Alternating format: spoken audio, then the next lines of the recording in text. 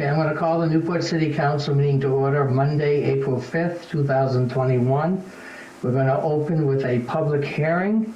The public hearing is to review a CDBG grant application. The meeting was warned. Hi, this is Mike. Okay, hi Mike. The meeting was warned, the public hearing was warned on Wednesday, March 17th, 2021. This is a community development block grant. Funds are available to municipalities on a competitive basis for economic development, public facility and housing rehabilitation projects and planning grants that primarily benefit low and moderate income persons. The overview of the project is this is a proposed implementation application to the Vermont Community Development Program for up to $1 million in community development block grant funds. The city will retain up to $5,000 for administrative costs. The remaining funds, up to $980,000, will be sub-granted to the Northeast Kingdom Development Corporation to be used for the project management, legal assistance, and to acquire the Bognor property located at 172 Bognor Drive in Newport, Vermont, where a high-skilled employer will locate. The project conforms with Newport's municipal plan, which prioritizes the following: locating a high-tech business or businesses in Newport City and infrastructure improvements through business contributions and through government facilities. And we have representatives with us this evening. We have Dave Snedeker from NVDA. We have Caitlin Robinson from Northern Communities Investment Corporation. And we also have Michael Damaris, who's with TRAC. And with that, I will turn it over, I believe, I'm not quite sure who wanted to go first. If I turn it over to Dave Snedeker, I guess, just to give a brief overview, and then from there we can probably turn it over to Michael. Okay. Yeah, thank you, Paul, Mr. Mayor. I'll start with a brief overview, and then maybe we should go to Caitlin Robinson from NCIC to talk about the brand itself, and then Mike Damaris about the business. Okay. Okay. So, hello everybody. My name is Dave Snedeker. The mayor addressed me as working as the director of NVDA, but I'm also a member of the Northeast Kingdom Development Corporation. It's a nonprofit development corporation that's helping to facilitate this project. Our plan is what we had met with TRAC Inc., who's an expanding business in Newport Center, and they were looking for a place to grow, and it was identified that the former Bognor facility in Newport would be an ideal location. There are some hurdles to get through. That property is still owned by a federal receivership, and then we need to acquire the building and then remediate it. But the plan is our group would ask that the city of Newport file an application with Community Development Block Grant Program for the acquisition of the building, and the expected amount of the grant would be $1 million based on the job creation numbers that we're hearing from the business.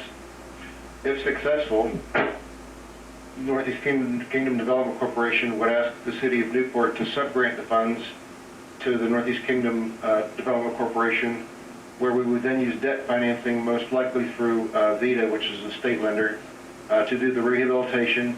And once that was complete, we would lease to the business. And ideally, the business would be buying the property within a 10-year period. So I guess with that, I can pass it on to Kate, and maybe she can introduce Mike. Thanks, Dave. So I would just like to add, so the total amount of funds that Northeast Kingdom Development would be looking to match the CDBG grant is approximately $1,450,000. Likely a grant, as Dave mentioned, but that could be cash or fees paid to the organization as well as or grant funds. So I will just turn it straight over to Mike if he would like to tell us a little bit about TRAC's and their plans in the city. Yeah, I have a presentation that somebody can hand the control over to me. I'll present my screen, and I think that's the best way to explain who we are and what we do.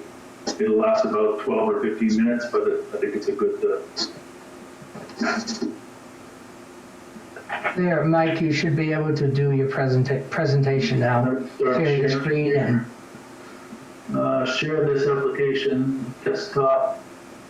yep. Let me see, I click desktop, start sharing.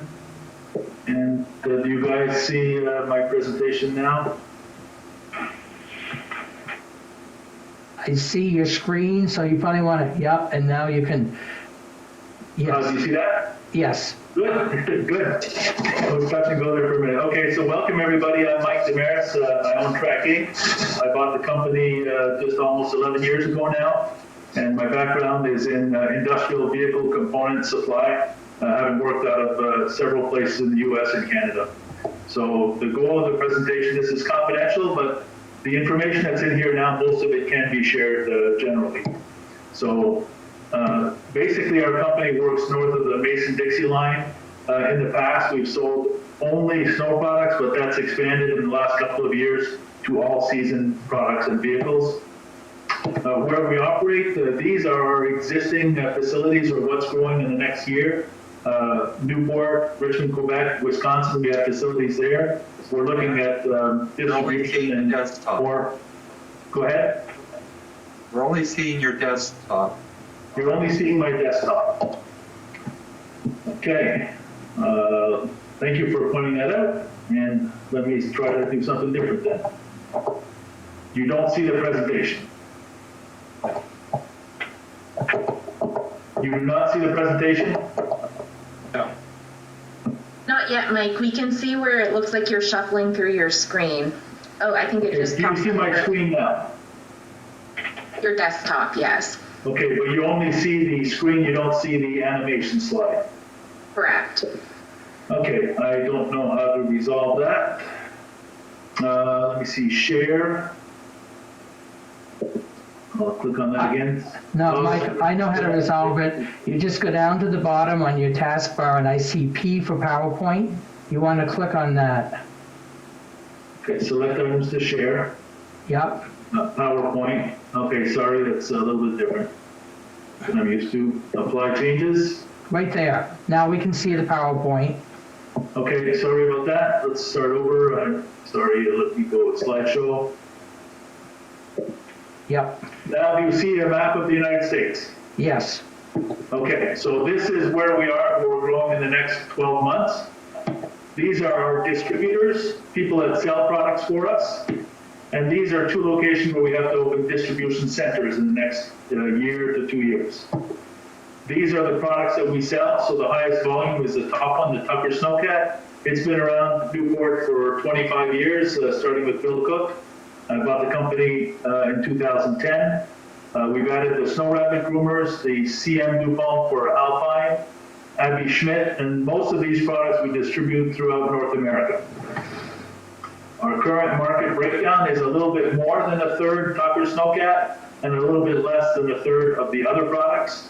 2-track and 3-track, 2-track and 4-track groomers, along with a steep terrain mower that's used primarily by government and utility customers. Our main markets are power sports, utility, military and ag, public works, and non-motor sports. We have plans to diversify, but it's more growing products to existing customer base. We're not really diversifying, we're just adding products to our already line of products. We have to add these products because we have a big exposure to Europe. 75% of our products are imported from Europe, and the euro has gone down, has gone up considerably against the American dollar, 15% in the last year, so our prices are going up. So we want to work locally so we have more US based, and if we're going to add production or products, we want it to be electric to meet the green shift that's going on now. So we have more customers in the same product lines. In a bigger marketplace, we want to add products.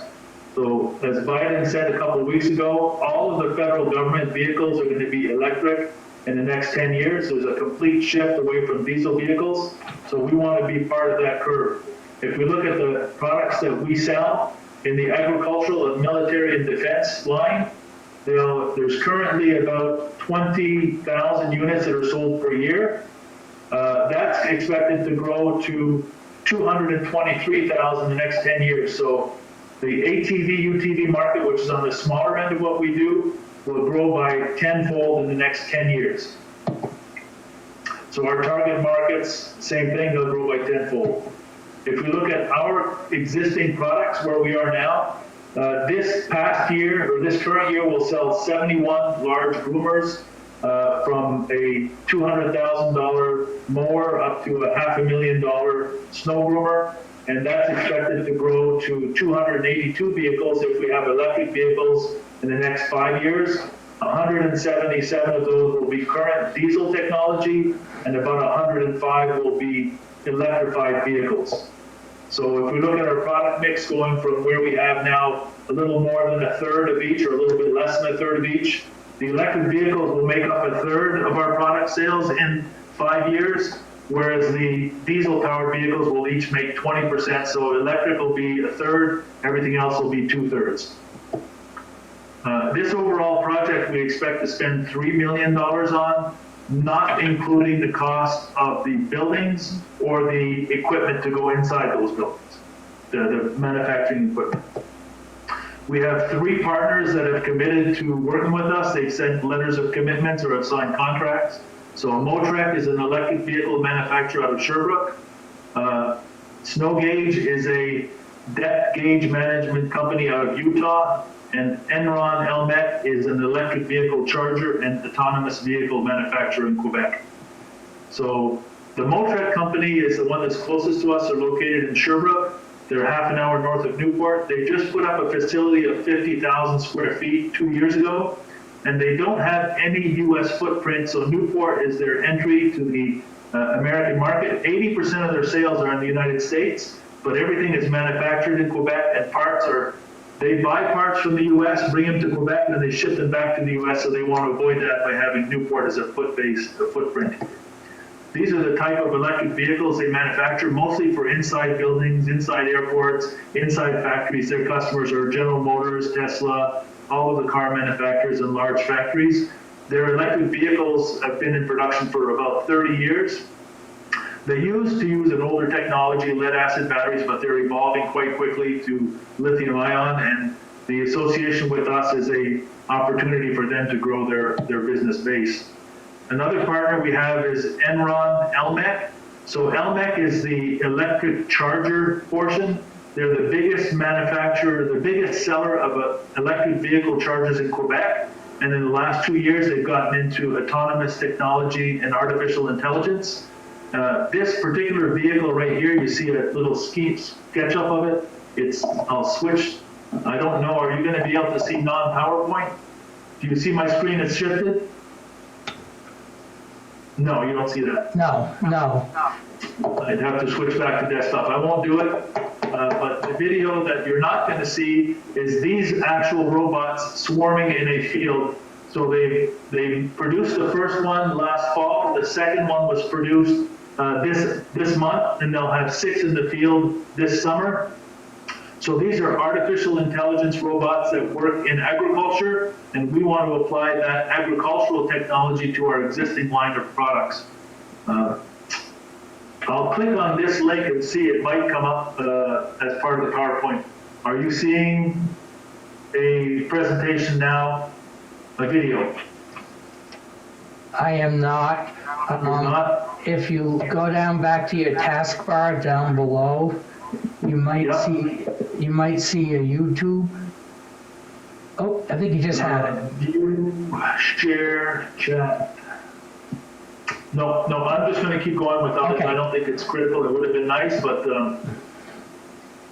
okay, I'll go back to the PowerPoint. You guys are still seeing my PowerPoint screen? Yes. So it's a tremendous video, believe me. So we're going to use that technology also on the alpine industry. So combine what these guys are doing in the agricultural sector to the alpine industry with the Snow Gauge company that does depth gauge manufacturing. So we already have a line of big industrial groomers. We're going to add the smart autonomous tool carrier robots and a swarming technology to work on ski hills also. So that's a whole new market that does not exist currently, but that will be assembled and contributed to in this new facility. So the idea behind that is that the robots go through in the mountains mountain and they identify low spots of snow, and then they'll combine their intelligence into a central computer which will deploy them throughout the mountain, working in collaboration with a bigger boomer. This is the building that we're looking at in Newport, of course. Everybody knows where this is. It's the Wagner building on Wagner Drive. So what we want to do in the first phase is we want to move our existing operations to the upper high ceiling portion of the building. That would be a growth for us on the physical side. Where we are in Newport Center now, it's a little bit too small, and this would give us more room to operate and add more production to our servicing. Then again, in parallel to that, in phase one, still in year zero, we want to add the other partner companies, so Enron, Elmec, and Motrec out of Sherbrooke for distribution of their parts into the United States. Again, they have a lot of opportunity. Motrec already sells 80% in the United States. Elmec, Enron only sells in Quebec, or very primarily in Quebec. They want to expand their market, so they're both looking for a footprint in the United States, and we see this to start as an initial parts distribution center. So we would have 3 companies distributing parts out of what is the basement of that building. Do you guys hear that music? No? Good. I'm gonna have to stop it. It's the video that I tried to play is wants to keep playing. Hold on a second and just shut that down. Sorry about that. Okay, I'm back at the presentation. So this is what we want to do in phase 0, phase 1. If we look at the existing part of the building, we want to use the rear for prototype development. So incoming materials would be used at the back, and then the prototype development, that would bring us to about up to 20 vehicles per year in the low ceiling portion of that building. If we look at the overview of the building, how it would go, so the tracking business would stay in the front, the distribution would be in the lower part of the front. In the back, we would have QA receiving incoming materials in the shipping area, and that's the whole prototype building only. It's really limited to prototype development, up to 20 units per year. If we look at the first phase of expansion, we'd add about 30,000 square feet. That would bring us between 20 and 100 units per year. And then if we look at the phase 2, we would go from 100 to 200 units potentially per year of assembly there. That's in collaboration with the other 2 manufacturers. Just looking at the expansion, how we would do it. So going from the top part is the existing building. First addition, 100 feet by 150 feet by 200 feet. And then that would bring us to 100 units per year. The second addition would be on the east side of the building, another 30,000 square feet, and that would give us the opportunity to get to about 200 units per year production. If we look at the overall footprint, where it is now versus where it would be a couple of years down the road, so we would more than double the footprint. We would add another 60,000 square feet to the existing, just short of 60,000 square feet.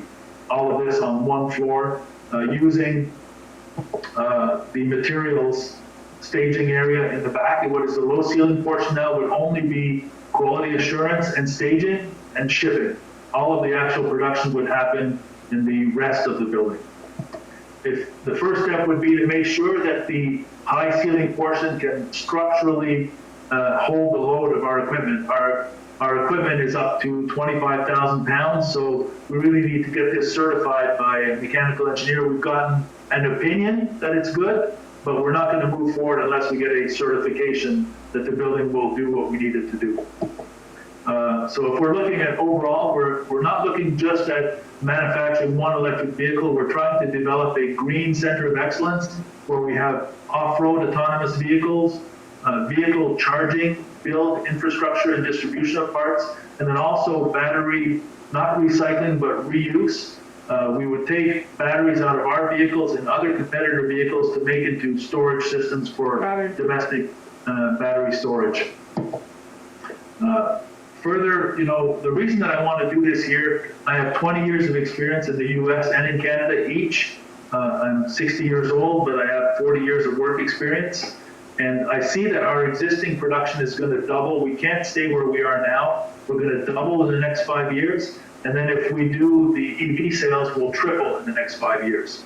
So half of our growth is going to come from existing products, and the other half of our growth is going to come from the new electric vehicle that we're looking at. We could fund this project on our own. We'd have delays. We make we make good profit, but this is a very big investment in the multiple millions of dollars to get to where we want to be.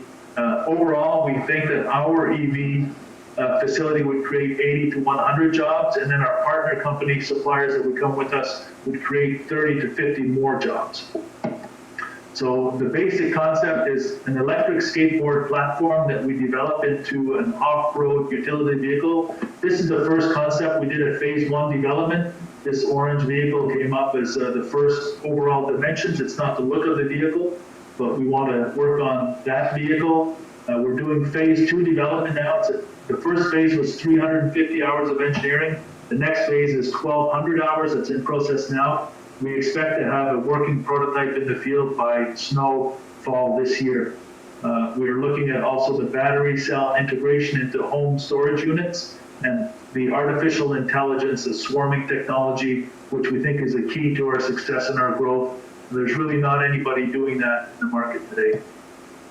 So overall, we'll have electric off-road vehicle designs, component build, and vehicle fabrication, autonomous vehicle design, component build, and vehicle fabrication, EV charger systems, the design, the components, the systems, the accessories, and the distribution, EV charger components, and vehicle fabrication to go with that. And then we also want to offer third-party engineering storage or services where we would collaborate with University of Vermont and technical schools to offer engineering services to other companies that want to get into all phases of green technology. So really we're looking at a full life cycle of production. So we'll take the batteries, and we have a battery integrator that wants to partner with us. He will assemble the little individual cells that look like AAA batteries into modules that would fit into our vehicles, and they'll also be designed for other people that want to develop electric vehicles. Then we'll take those batteries and we'll form them into electric skateboards, and those skateboards will be modified into a variety of different types of vehicles. And those vehicles at the end of their life will take the batteries out and we'll use them as a secondary life product so that we're continually recycling the products. So basically what we're looking at is about 125 jobs. If we don't include the Enron vehicle fabrication, that's a smart robot. He's building a first factory right now of 50,000 square feet in Three Rivers, Quebec, but he needs a US footprint, so he's collaborating with us on the artificial intelligence side. And the distribution for other parties, we haven't really counted that. R&D for electrification projects, we really haven't counted that. We're really seeing this as a green site, so solar, wind, biomass, they would all come to play, but those jobs are not calculated in our initial outlay of jobs.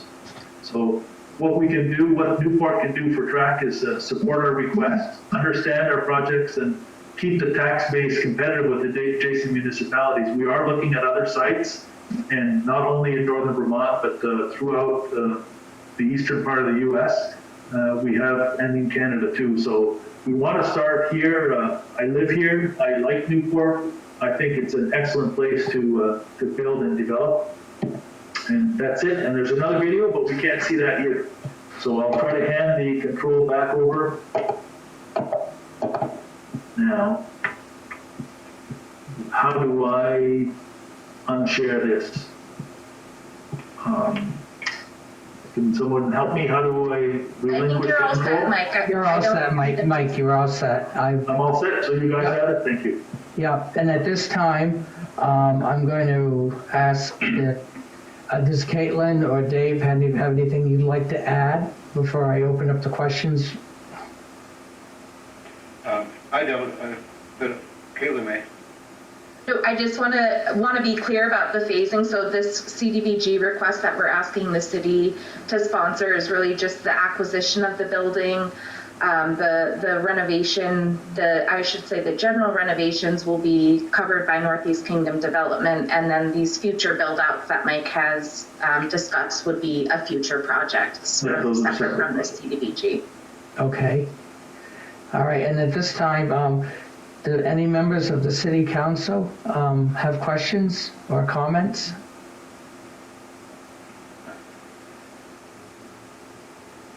Okay, anyone who's joined the call have any questions? Yes, Mr. Mayor, Chris Roy. Go ahead. Is it possible that the presenter could make his PowerPoint available so that I may have access to it while I'm writing my story? I actually have a press release that we could give you with information on the company after this meeting. Perfect, thank you. Thank you, Mr. Mayor. Okay, other questions from anyone, from members of the public? Hi, Robin Smith here. Go ahead, Robin.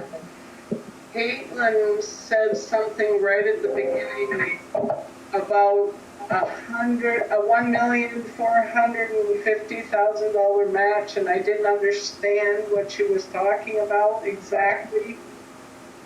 Sure, thanks for the question. So the CDBG funds do require municipalities to come in with match funds. In order to make this building usable for trucks or the ultimate user, there will be some renovation costs, things like the roof needing to be repaired. So Northeast Kingdom Development is coming in with those match funds in order to really get the building up to code and to standard. Basically, just to clarify, Caitlin can correct me, but it's the municipality that actually has to apply for the grant, but we can, as you say, sub-grant it to the Northeast Kingdom Development or the development group. Am I correct? That's I'm correct with that. Yep. Yeah. So the there's no money being asked for from the city. This is being covered by the grant funds as well as Northeast Kingdom Development. Really, the city is the conduit to get these funds into the community. They're required to be the applicant. Right. And may I ask again, there's information from the city's that goes with the agenda. Does that detail this money and provide more detail about it?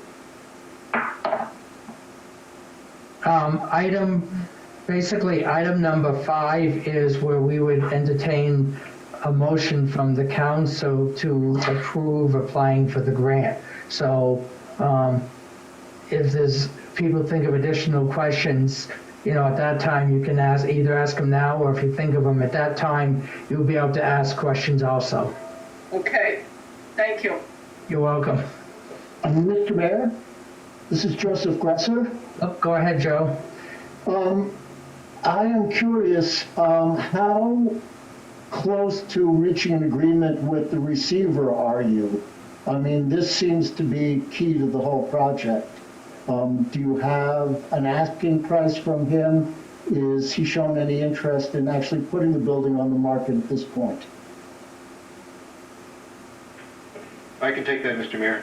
Go ahead, Dave. So, Joseph, the building was listed for a while with Century 21 Real Estate. It's no longer on the market, I believe.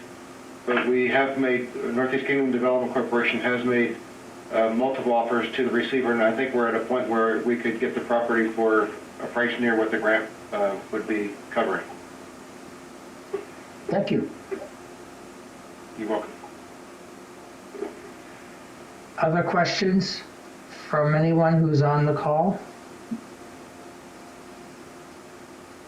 Hi, Mr. Mayor.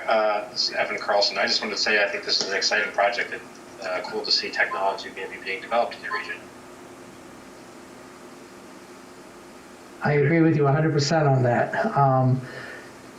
Other comments or questions? Mr. Mayor, this is Representative Page. Go ahead. Yes, I also think it's a wonderful plan for the future of Newport. And this may be for Mr. Damaris or Dave Snedeker. Is there anything that myself or Representative Marcotte can do to assist in helping this come to fruition? Dave, you want to go or you want me to? Sure. Thank you for the comment, Representative. At some point, it's likely that we're going to be going for a Vermont Employment Growth Incentive Award through the legislature or the Economic Progress Council. So legislative support is always appreciated there. So that's the first thing I can think of. Mr. Mayor? I'm sure that Representative Marcotte, as well as myself, will support this. Thank you. Mr. Mayor? Yes, go ahead, Joe. Yes. I'm just curious, is and I can't remember the actual term, but the fact that Newport is part of a Freeport zone, is that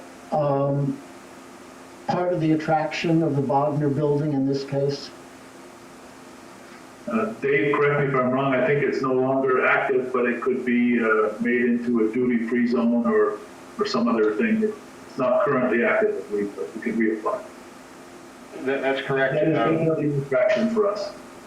Yeah, the foreign trade or free trade zone that we had established sunsetted in September of 2020 because we had no businesses activate, but we can certainly put that back into place if it would benefit, if we had a business that could benefit from it. Thank you. You're welcome. Other comments or questions? Anybody that would like a copy of a press release after the meeting, they could send me a personal email. My email is mike.d@crackinc.com. So mike.d@trackinc.com. Anybody that sends me a request, I'll send them a copy of the release of this information. Perfect. If there are no other comments or questions, at this time, I would need a motion from the council just to close the public hearing.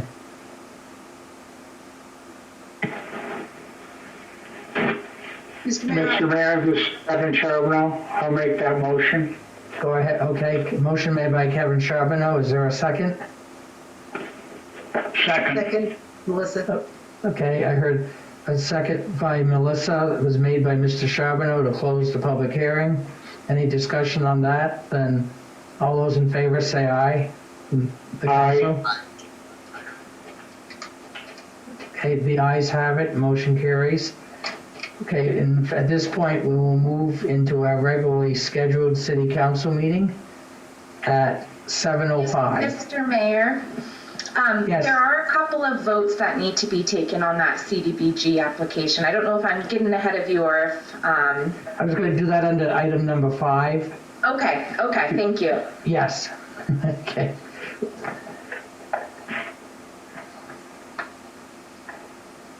Okay. And at this time, I would accept a motion to approve the minutes of March 15th, 2021.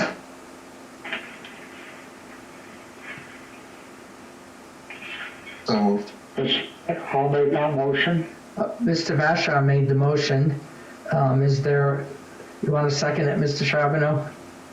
Yes, I will. Okay, that is to approve the minutes of March 15th, 2021. Discussion? And all those in favor, say aye. Aye.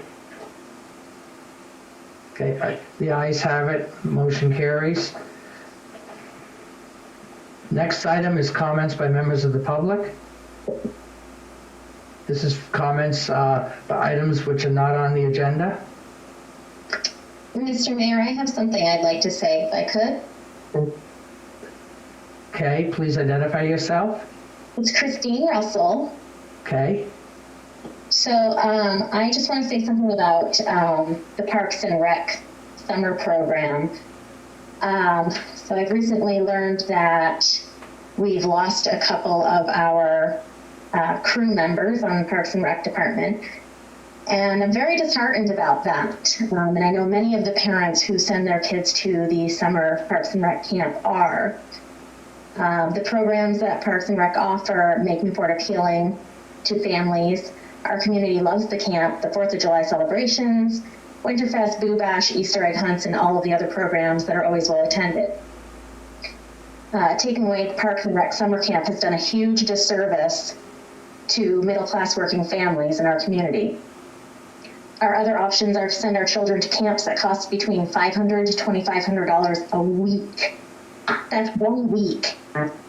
If that's the case, we definitely need better jobs here in this city, so we can afford to pay to send them somewhere other than the Newport Parks and Rec summer camp. The children that attend this camp love this camp. They have gotten so much out of it.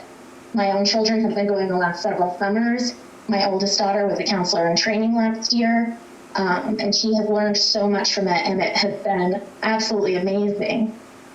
The summer program has become a tradition in this city. Kids who are involved in programs like this, as we know, go on to be adults who want to stay in their communities, are more active citizens in their communities. They have jobs and pay taxes and are excited to send their kids to the same programs that they went to as children. We need our rec department back fully staffed. We have an amazing director, but she cannot do the job that our community needs by herself. Thank you. Thank you. Other comments by members of the public? Mr. Mayor, this is Representative Page again. Go ahead. As you know, I'm here for the Communications Union District with Evan, but I have another issue, and that has to do with a building that burned late winter off of Highland and Prospect and Pleasant Street. There's only a small portion of the facade that's sitting there. It's just below the Catholic Church building, and I was wondering whether the city has any plans to maybe take down that facade. It's not a very good welcoming site as tourists come into the area, and you're probably already working on it, so I'll be interested in hearing what you have to say. It is currently being worked on through the zoning process. Okay. It is being worked on through the Okay. zoning process. And I know my zoning administrator has been working on it. Very good. Thank you. Okay. Other comments or by members of the public?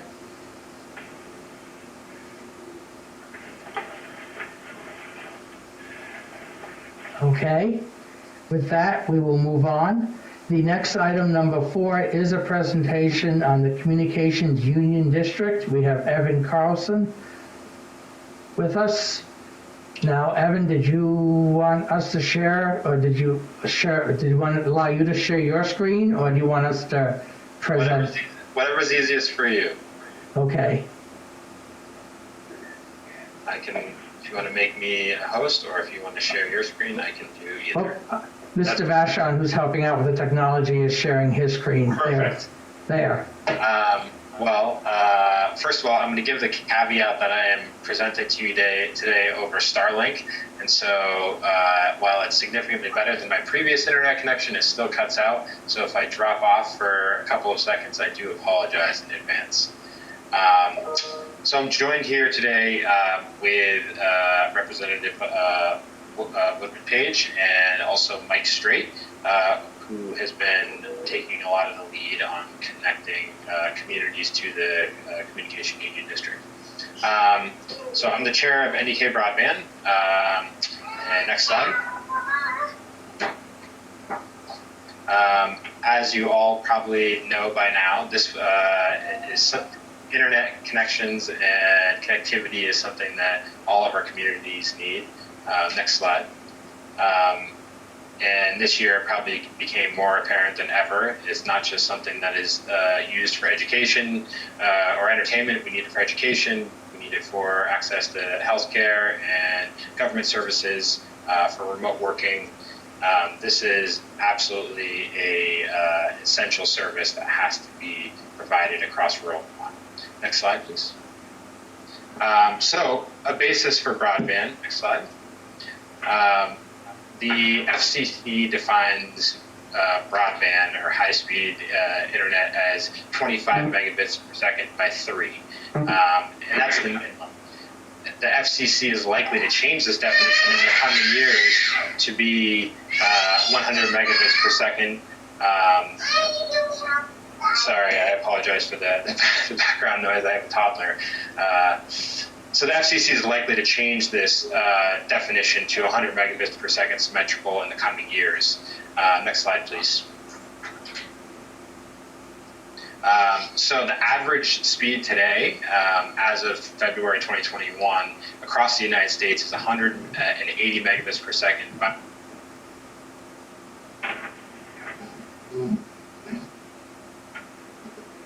Oh, did I lose you guys? Sorry. The average. Okay, next slide. Yep. So, sorry. Next slide. Yep. So while 99% of Newport is connected by what is today the minimum speed to be considered broadband, less than 1% is at that speed that the FCC is likely to change the minimum speeds to. And the state of Vermont actually has a statutory goal of connecting all addresses in the state of Vermont to 100 megabits per second symmetrical by the year 2024. Next slide, please. Ultimately, there's a long way to go to get all the areas across the state connected to that level of service. The Communication Union District is one of the ways that we believe we are going to be able to connect all the rural communities across our region, including in areas like Newport. Next slide, please. So what is a CUD? A CUD is made up of 2 or more towns.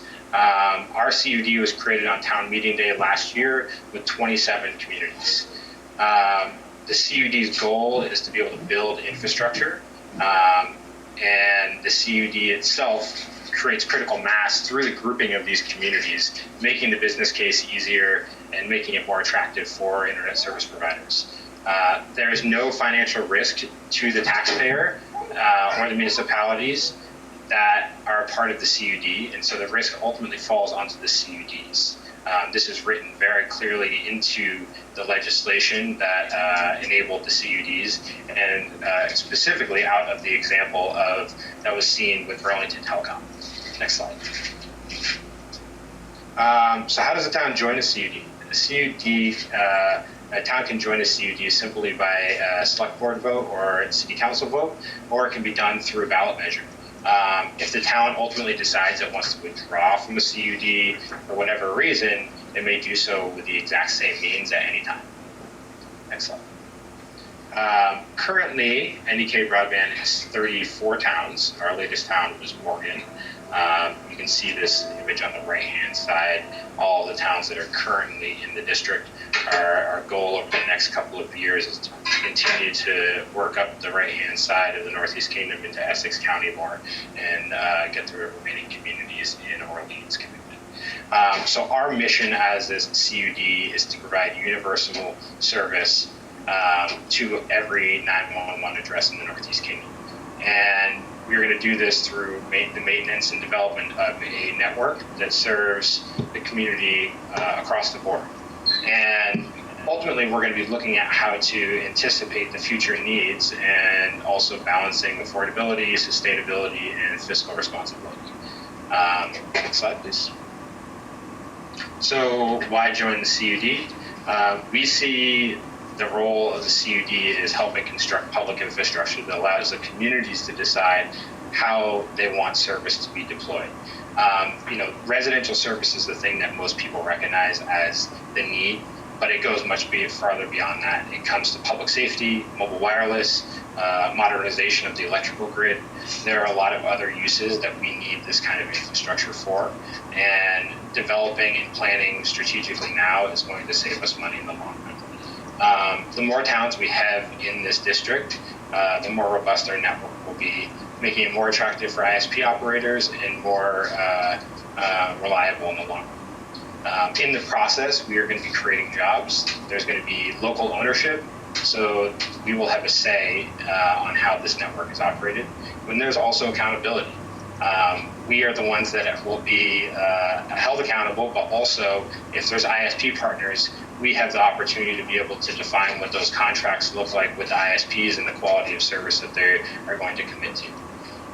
And our networks will be extensible. So we're not looking at infrastructure that is a short-term solution.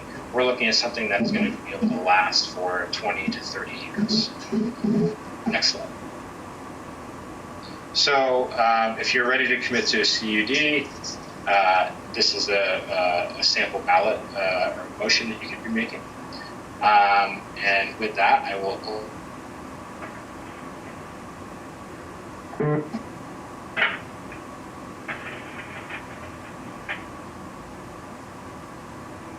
Okay, I think. Oh, Did I lose you? yeah, you're back. It's you said Evan. You said you were using Starlink, so I know it's actually in beta testing right now. So, but it's amazing how well you have come through with your video and audio, because I've been watching, and Starlink is a big improvement for a lot of real rural areas that don't have the infrastructure. But it's just another form of technology that I'm sure you're going to be looking at also, correct? Yeah, I mean, we actually just deployed a survey across a lot of the communities that are in the beta now to understand what role Starlink might have. I mean, ultimately, we don't see it as a long-term solution, but I'll tell you, this is a significantly better solution than the HughesNet satellite that I had previously. I've heard that from a couple other people I know who were actually beta testing it around the state, and they said it's a lot better than the old satellite and even their basic DSL that they had. That is the truth. Okay. Questions, or I see Michael Straight is on. Michael, would you like to add anything? No, actually, Brighton was one of the founding members in CUD. We were actually the first, we held our vote before anybody else, so we were the first ones. So I do think it's important. I mean, for what I've been telling all the towns is, if you want to have a say in how this is going to roll out over the future, you got to be part of it. It gives you a seat at the table. So I'm always here too. If you guys ever have a question about it, I'm always available. Okay, perfect. Woody, Representative Page, sorry, I called you Woody from the Representative Page, do you have anything you'd like to add? That's quite all right, Mr. Mayor. Okay. I'll just add that I was at a meeting where the governor talked about some of his items that he has placed importance on for the state. One of them, obviously, is the broadband issue, and they're committed to roughly $250 million for deployment and for planning this throughout the state. So I think it's a good thing. Maybe, like Evan was saying, a good share of Newport already has broadband access, but it might also show our neighbors around us that we're committed to seeing this, fulfilled throughout the Northeast Kingdom. So I'll just leave it at that. Okay. Perfect. Questions from city council members?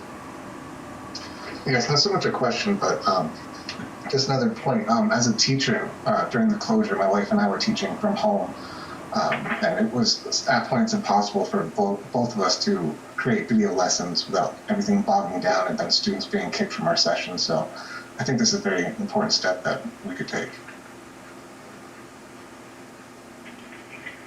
I agree. I know Representative Page had brought this up a while ago to me, and it just kind of slipped my mind, and I kept thinking to myself, what has high speed? But if we can join the district just to show our support for the surrounding communities, I think it's a win-win for basically the Northeast Kingdom. I did see something, I think, on the news, Representative Page may be able to answer this, where it looked like they were changing some of the focus of funding infrastructure to more providing assistance for people who might not be able to afford internet access. Do you know much about that, Representative Page?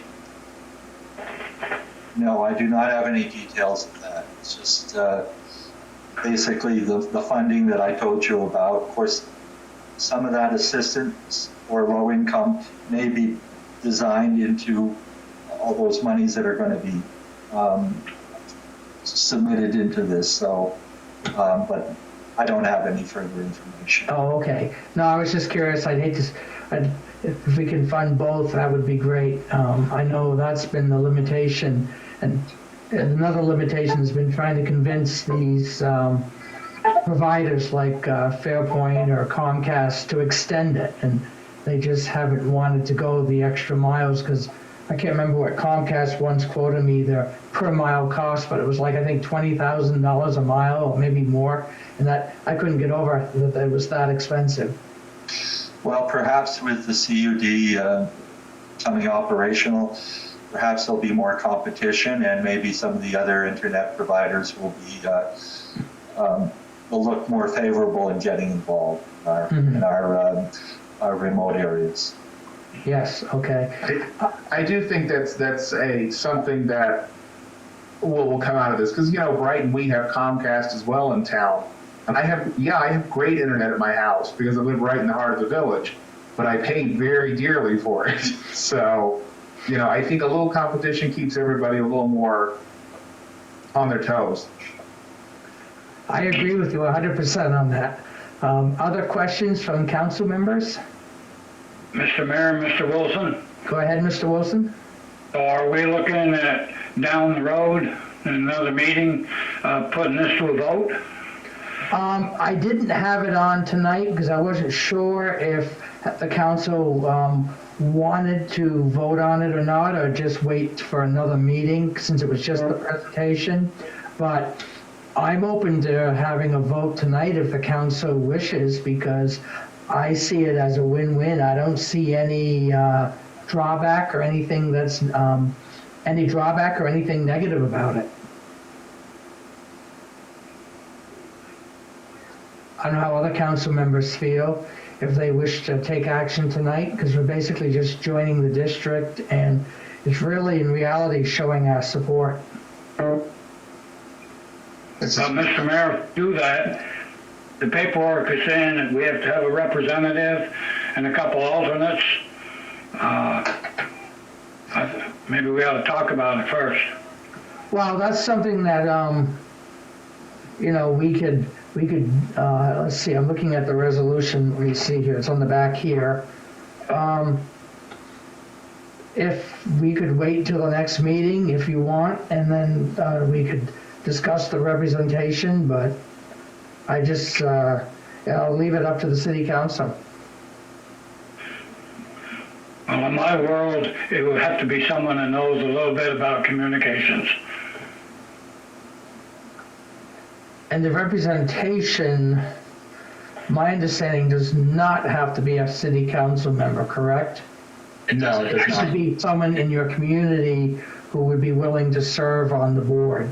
That is correct. So, I would also actually mention that it doesn't necessarily need to have someone that is going to have a background in communications, but what would be helpful is someone that is going to be a stakeholder in it, someone that might be an educator or might be a business owner that might need that type of service, or someone that works for agency of transportation or works for some third party that also has a stake in seeing this type of infrastructure built.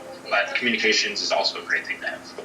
so basically, we could approve this and then choose a representative at a later time.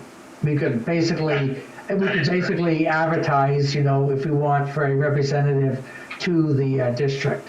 We have Right. Newport Town did that. Yeah. Okay. Other questions from council members or comments? I will just say that I've been attending the CUD meetings.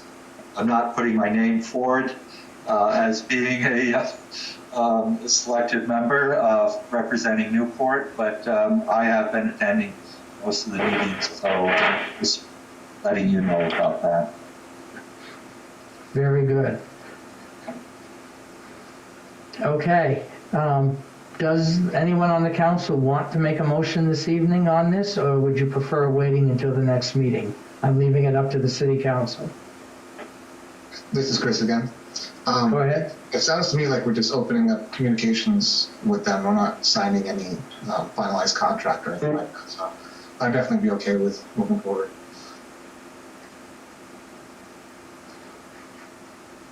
Mr. Mayor, I have to agree with Mr. Vashon. It's something that we're going to need to be involved in the future, and we might as well start at the ground floor.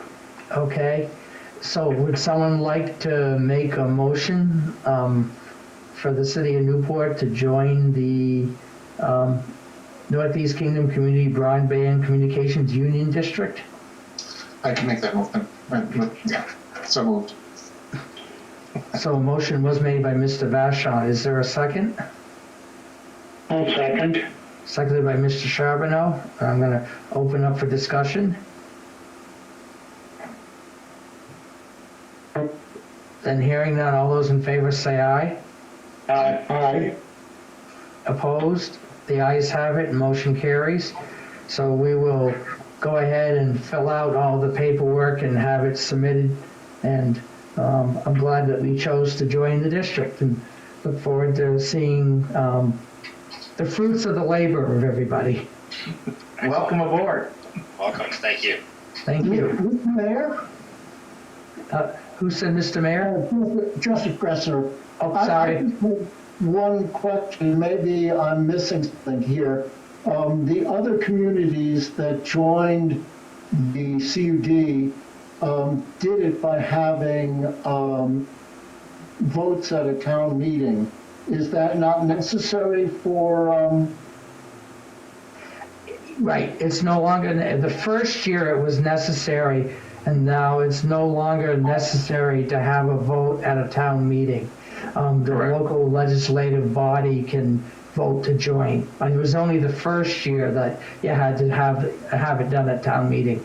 Just the formation. Just the formation, right. okay? Mr. Mayor, Yes, Mr. Roy? I would like to have Mr. Evans send me a copy of the file that he presented to you so that I may be able to view it while I'm writing the story. Oh, you mean the PowerPoint? Yes, sir. I can do that. Yep. Can, Okay, you great. can you put your email address in the chat and I can send that over? Absolutely. Thank you. Okay. Again, thank you, Mr. Mayor, and thank you, city council members. Appreciate it. Yes, thank you, thank you. Thank you. Okay, we'll move on. The next item is a continuation on the discussion on the CDBG, or Community Development Block Grant application. We had a presentation, and I'm gonna see if Caitlin or Dave Stedeker or even Mike Damaris has anything they would like to add. Not at this time, but thank you. Okay, For me, it's just, I think Newport's a great place to grow business and so close to the Quebec border and the whole Northeast market. I think it's an opportune place, but there are other options available too. I hope this is the one that we'll take. okay. Additional questions from members of the council?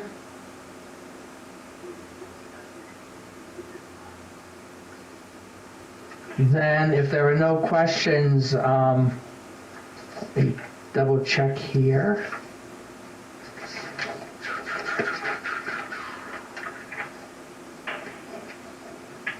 I'm not sure we have to read this whole resolution.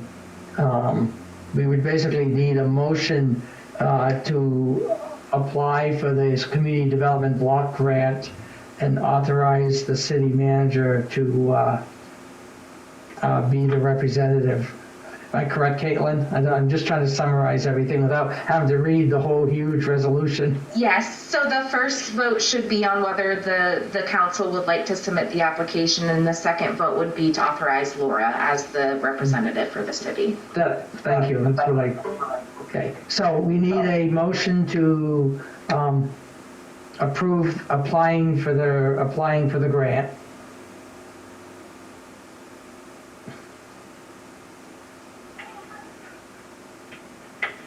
Mr. Mayor, this is Kevin Sorrell. Go ahead, Kevin. I'll Motion, make that motion. a motion made by Mr. Charbonneau. Is there a second? Second, Mr. Wilson. Seconded by Mr. Wilson. Discussion? Then all those in favor say aye. Aye. Opposed?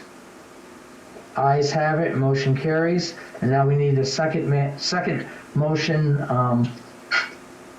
authorizing the city manager to, go ahead, Caitlin, again. Sure, so the second motion is to authorize, sorry, let me get down there. Yeah, I was trying To to, authorize Laura Dolgan, the Newport city manager, to submit the application and sign or execute any and all documents necessary to effectuate the potential CDBG contract. okay, that is the motion. If a council member wishes to make it.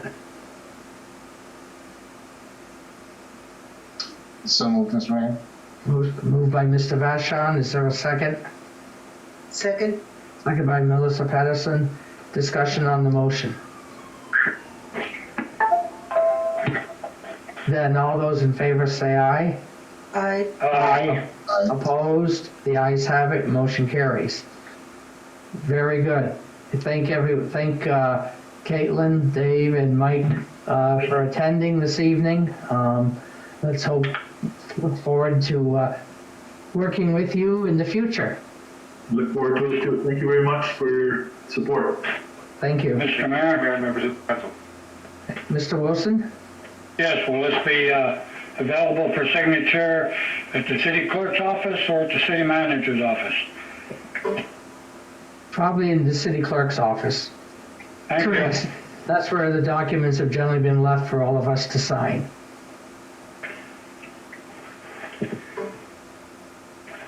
Okay, Mr. Mayor, go ahead. Robin, Yes. is there a time frame for when Track Inc. might be able to open up shop at the site? I didn't see a build-out time frame. Dave, do you have any idea? I know it's going to take a while with the grant application and the building, but maybe Dave, you could answer that. Sure, I think the business would like us to be in there as fast as we can get it to them, but the grant application is due this month. It meets at a board meeting with the state in June, and then the funding decision comes after that. Then we would need to go through the the actual purchase itself, and then the remediation. So we're hoping by late fall to at least be doing the rehabilitation, if not sooner. And then as soon as that's done, then business can come in. It's an aggressive timeline. Now, permitting-wise, Dave, it would have to go through the city permitting. Is the state Act 250 involved? Yes, they would be. We had a project review sheet done with the district commission, and there is an Act 250 permit on the property now. There was already an Act 250 permit. That was my understanding, that there was already a permit. Okay. Anything else before I move on? Once again, Dave and Caitlin, thank you. Thank you. The next item is the Memphis Magog Community Maritime Gateway Snack Bar lease approval and vote. And I'm going to turn it over to the city manager. I also noticed we have Dave Converse on this evening also. Yes, thank you. We were approached by the Memphis Magog Community Maritime a few months ago about the possibility of leasing the snack bar for their ticket booths and concessions, and we've been able to work out an agreement. We have a team representing city officials, and we've gone through a couple of renditions, and the version that's before you tonight is endorsed by the team. That was Melissa Patterson, Jim Johnson, Jess Booth, and Paul Manette. And so we feel comfortable that the lease that's before you and asking for approval of this meets everybody's interests. It's a monthly rate for just the snack bar of $160, $500 deposit, and that's the upshot. The dates would begin May 1st, 2021 and go through October 31st, 2021. Any questions?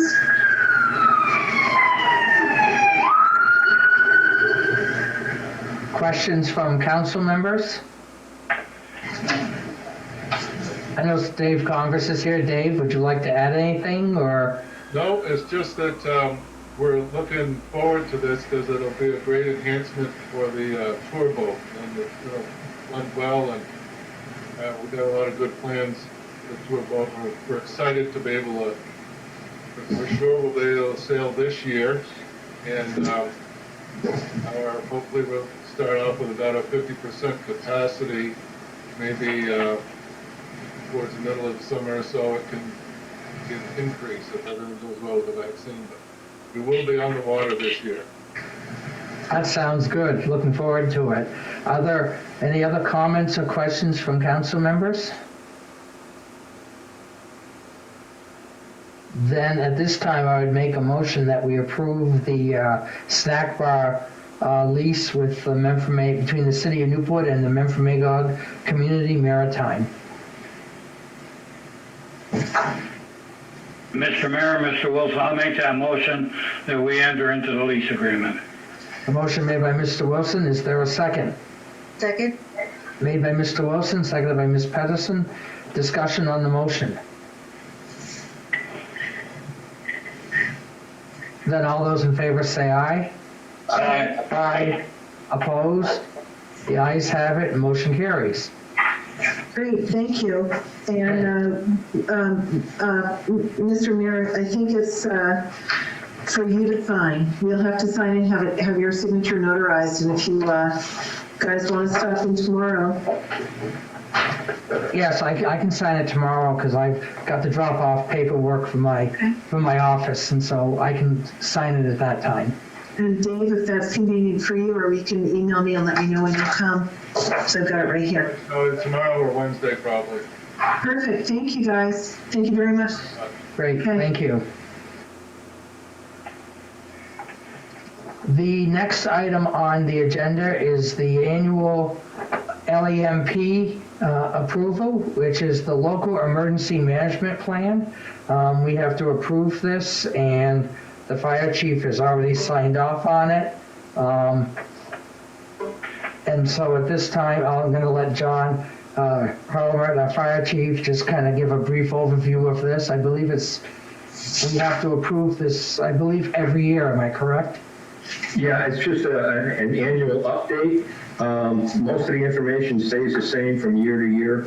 I did contact all the daycares in the community to make sure they were still in existence. 2 of them had closed their doors for various reasons. I updated all the phone numbers in here, and everything else is pretty much the same. Okay. Any questions from city council members? Mr. Mayor, Mr. Wilson. Go ahead, Mr. Wilson. Yes, Mr. Harlemer. On page 10, you need to update the select board chair, no longer Dan Ross. And I don't have a work phone. You could put my new phone number in there, the one I've had for 20 years. But page 10 needs a little bit of update. I did this before the town meeting.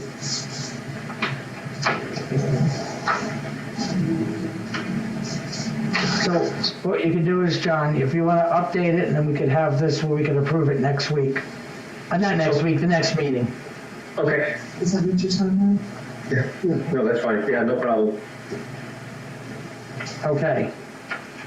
I think that's the only change.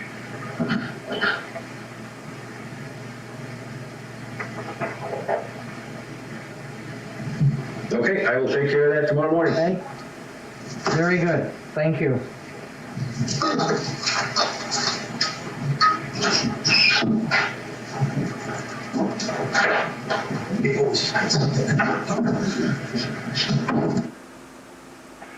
Okay, the next, excuse me, excuse me. Okay, the next item is the record retention policy adoption. City Clerk Treasurer Jim Johnson. We received a memo regarding record retention, and I'm going to let Mr. Johnson give a brief overview.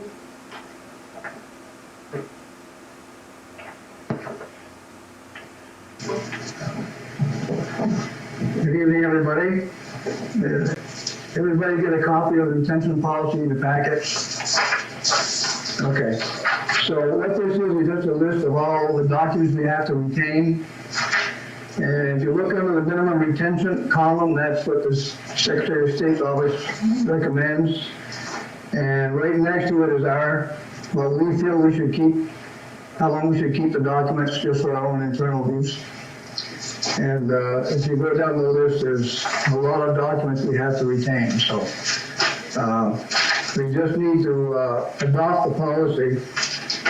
We've been going by statute all the time, like the Secretary of State recommends, but they like to have each town have a policy adopted, and that's what this is.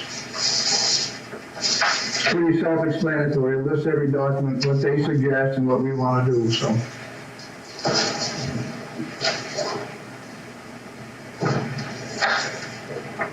My question would be, this will allow you to potentially clean out some documents and maybe make some room in the vault? Just curious. Yeah, we've been doing that periodically, Mr. Mayor, anyway, particularly with election stuff. Local elections, you have to clean out after 90 days. General elections is 22 months. We go through our vault every now and then to clean those out. A lot of other stuff has been moved down to storage.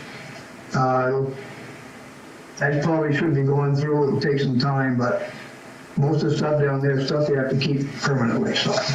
Okay. I was just curious. Questions from city council members on this?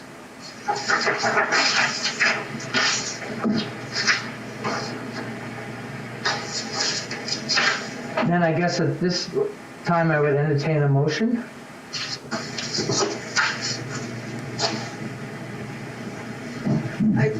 Melissa? Go ahead, Melissa. I just move to adopt the policy on the retention of city documents. Motion made by Ms. Pedersen to approve the record retention policy. Is there a second?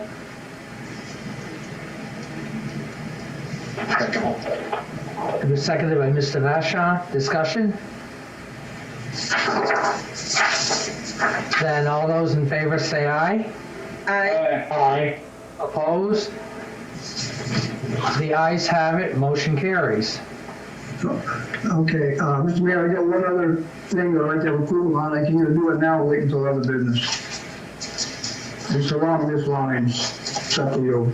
Sorry, I didn't get it on the agenda. Go ahead, since it's something that's kind of, since you're already sitting there. This is basically for my office. It's a check acceptance policy.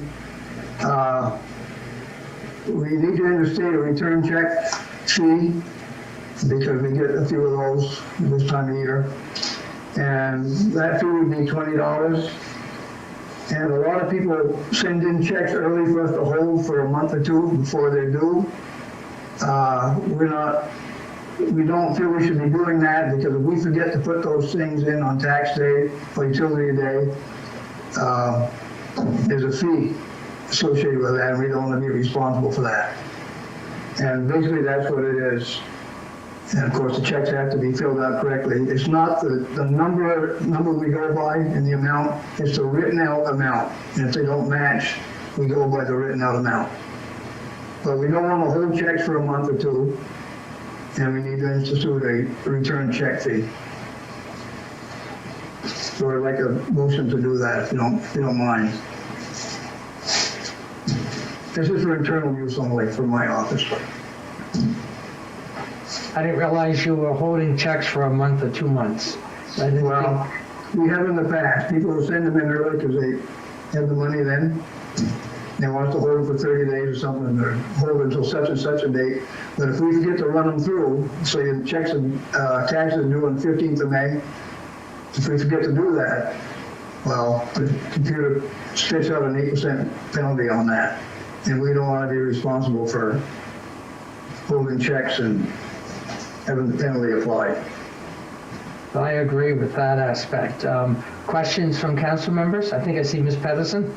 Yeah, I just, so I understand, it's, you want to be able to, when somebody sends you a check, to be able to run it through the system, not hold checks for people. Is that correct? Correct. Okay, We run through when we get them, not holding them. okay, You're right, Melissa, that's basically what we're saying. okay, thanks. Other questions from council members regarding this? I think it only makes sense to me that if the clerk treasurer receives a check, he ought to put it through that day. Because that way you don't have a chance of accidentally misplacing it, or, you know what I'm getting at. So, yeah, I think it makes sense. We don't want to have any taxpayer utility payer calling in, hey, what's this? We got a notice we're delinquent on our taxes, and the check's been sitting in our vault for a month or 30 days or something. We forgot about it. Right. Other questions from council members?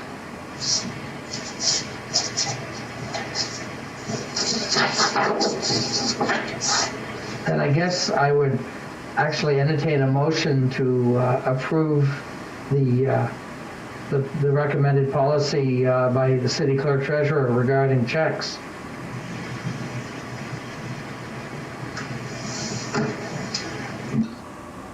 So moved, Mr. Motion made. Is there a second? I'll second. Second. Now I'm going to open it up for discussion.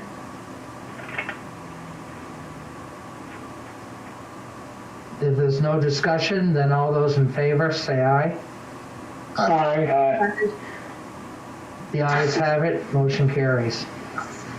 So I've got, thank you very much. Okay. The next item is an executive session, discussion of a real estate purchase, 1 VSA 313A2. And we need a motion to go in executive session. Do we all move to go into an executive session pursuant to 1 VSA 313A2? Motion made. Is there a second?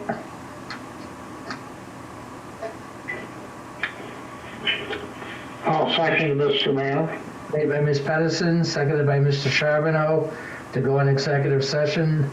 Any discussion? All those in favor say aye. Aye. Opposed? The ayes have it. Motion carries. We'll put everybody on hold. Mr. Mayor, did you make a decision this evening? I believe we will be. I believe we will be, and Oh, so, well, listen to the music. Thank you. okay. This line is now on hold. This line is now off hold. Whoops. This line is now on hold.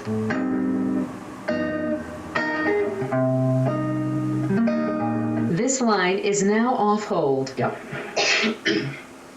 Okay, we are now back from executive session, and at this time, I would entertain a motion. So, Mr. Mayor, I'll move to approve the city's conveyance to Cash Insurance Incorporated of the 1 or more or less acre parcel of land at 520 US Route 5, Derby, for $96,000 plus the city's transactions costs, including the purchase and sale contract and the posting and publication of the notice of sale of municipal real estate, and to authorize the city manager to execute the purchase and sale contract, notice of sale, and warranty deed conveying the aforesaid parcel of land to Cass Insurance Incorporated, as well as any other related closing documents if no petition is submitted objecting to said conveyance. A motion has been made. Is there a second? Second, Go ahead, Mr. Wilson. Oh, yep. Okay, I heard Melissa Pedersen made the motion. Mr. Wilson seconded the motion. Discussion on the motion. All those in favor say aye. Aye. Aye. Aye. Opposed? The ayes have it, motion carries.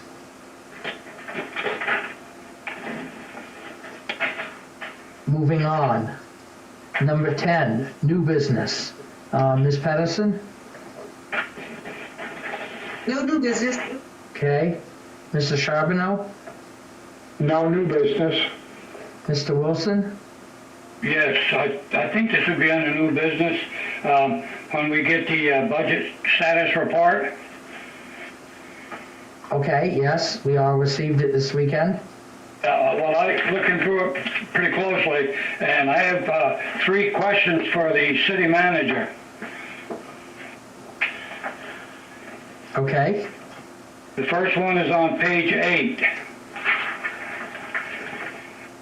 And it comes under the delinquent tax collector. And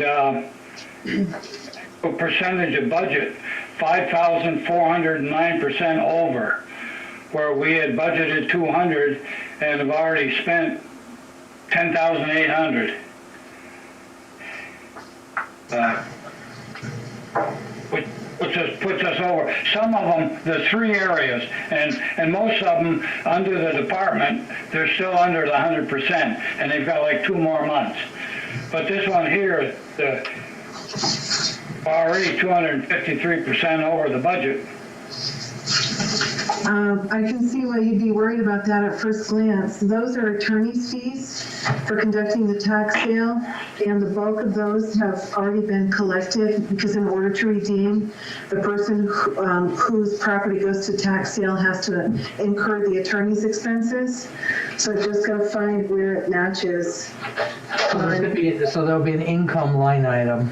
Exactly. You just have to find it. It jumped out at me and I said, holy coly. And now page 16. What page? And page 16. This is under rec department. We're under professional expenses, and then other expenses, we're like 748% of what was budgeted, and so the total administration is already over 2 months to go. Yeah. Seems other expenses. Just wanted to bring it to your attention. Okay, yep, there's a reason for that, and it's executive session material. Okay, Yep, we can do it next time then. okay, And then the next page, same thing under Proudy Beach, some more of other expenses on the next page, 17. We're like 2,000% over. yep, That's all. I just wanted to bring it to your attention because yep, something is, kind of askew. 2 of them will fall under the total amount, still under the 100%. But there was one that was pretty high there. Okay, that's all I had under new business. okay. Okay, Mr. Vashram, new business? No new, excuse me, no business. No new business, okay. Ms. Dogan, new business? No, thank you. Mr. Johnson? No. Okay. Then we'll move on. I don't have any new business. Old business, Ms. Pedersen? No old business. Mr. Charbonneau? No old business. Mr. Wilson? No old business. Mr. Vashram? Nothing for me. Okay, Ms. Dogan? No, thank you. Mr. Johnson? None. Okay, the next regularly scheduled city council meeting will be Monday, April 19th, 2021 at 6:30 p.m. Are we looking remote or? I guess it depends on what the governor says on April 15th. Mr. Mayor, considering that we're having such a spike in this area, I was sort of thinking that maybe we needed to think about going to in person, but since we are spiking so drastically up in this area, we may, want to continue. We'll know what the governor says on the 15th, of course. So, Right. yeah. So it'll most likely be a remote meeting. And with that, we need a motion to adjourn at 8:01 p.m. I'll make that motion, Mr. Mayor. Motion made by Mr. Charbonneau. Is there a second? Second. Second by Ms. Pedersen. Discussion? Then all those in favor say aye. Aye. Opposed? Ayes have it. Motion carries. We are adjourned. Good night. Good night. Good night, everybody. Goodbye.